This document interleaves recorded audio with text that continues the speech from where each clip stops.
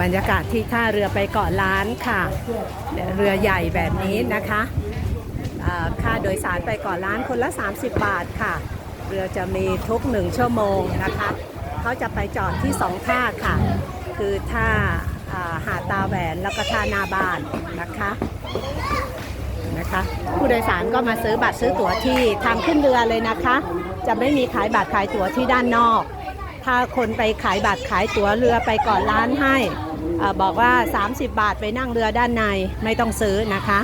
ให้มาซื้ออยู่ตรงที่ขึ้นเรือเลยแบบนี้นะคะจ่ายเงินตรงนั้นจะมีพนักงานเก็บเงินอยู่ผู้โดยสารคนละ30 บาทนะคะเที่ยวเดียวค่ะ